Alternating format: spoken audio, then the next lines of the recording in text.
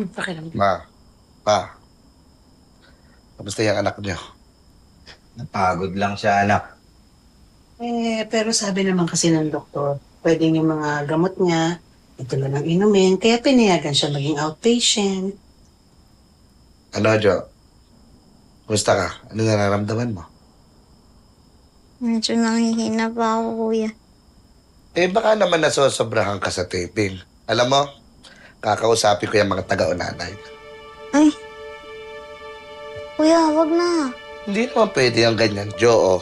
Tinan mo, nagkakasakit ka na. Kung ganyan-ganyan lang din, itigil mo na yung pag-aartista. Kuya, ayoko. Mahal ko na yung trabaho ko eh. At saka, mabuti naman sila sa akin. Alam mo, Jo, naiintindihan ko na yung pag-aartista mo ay nakakatulong sa ating pamilya. Pero, kung ako lang, ayan o, nangyayari sa'yo. O, nahihimatay ka. Tumigil ka na. Di ba, pa? Pa? Ay, ayoko po. Pa, mahal ko na po yung ginagawa ko eh. At saka, di ba pa, sabi mo, hindi hadlang ang pagiging maliit para mangarap ng malaki. Opo, nung umpisa hindi ko naman pinangarap maging artista. Pero ngayon na nandito na ako, gusto ko talagang ituloy ito eh. Ma, kaya please, huwag niyo naman po akong patigilin sa pag-aartista ko.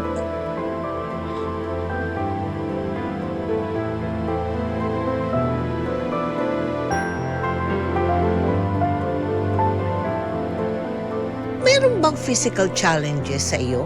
Galing nga po ako sa corporate job. Nung limited po ako, nung nag-artista ako, hindi ko po alam kung ilang oras yung sa taping. So yung body ko, since hindi naman po siya sanay ng physical work, nag-adjust po talaga ako doon na, doon po ako talaga nahirapan na. But you overcame that, ha? Yes po. Ang dami rin pong adjustment ng production ng show kasi nga nakikita na nila na hindi ko kaya ng tuloy-tuloy. So doon nag-adjust po sila na okay, for this day ito lang muna sequence mo para kaya mo pa the next day, yung mga ganun pong adjustment na binibigay nila. Is it better now? Nakailan ka Yes. na? 3, 4? Ilan na? Opo, para 4 na po. 4 na. Direk, kumusta si Joe? Magaling na ba siya? Sabi niya, gawin na nga daw siya eh. Sana di magaling na siya. Good morning po! Oh, Joe! Welcome back! Galing ka na! Kumusta na? Okay, na tayo ulit? Sure ka, kaya mo na, ha? Oo. Saan na tayo? Saan ba tayo? Ay, Miss! Welcome back, Joe! Namiss ka namin! Thank you po, Miss! Namiss ko rin po kayong lahat! Ano, ready ka na ba? Opo, ready na po akong apihin ni Helena. May surprise kami para sa'yo. Surprise po! Oo, may bago kaming service para sa'yo para hindi ka na mapagod. Service?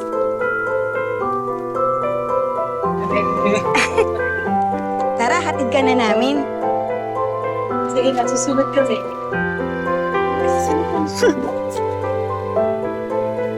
Thank you, Ate. Ay! Hawak. Ayos po, hindi ako mapapagod. Katulad ng marami, ang pandemic ay nagbigay ng malaking kalungkutan sa buhay ni Joe nang silang buong pamilya ay dapuan ng COVID. Naging isang malaking trahedya ito sa kanilang pamilya. Oo naman, ako nang bahala. Basta, galingan mo palagi, ha? Siyempre naman. Ma, yung mask ni Joe. O anak, ito kailangan isuot mo ha kung pa pwedeng doble-doblehin mo. Hindi ka ba pwedeng magkasakit, anak, ha? Opo, ma. Ingat ka, ha? Yan, ha? Opo, Tito 20. Masa si Kuya? Baka nasa kwarto niya lang yan.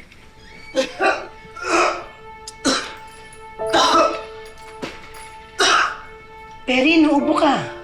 Hindi. Ako yun. Ano, Jo? Ready ka na ba? Kuya, okay ka lang ba? Hindi, okay lang ako. Ano? Okay ka na? Ready ka na? Baka yung hika.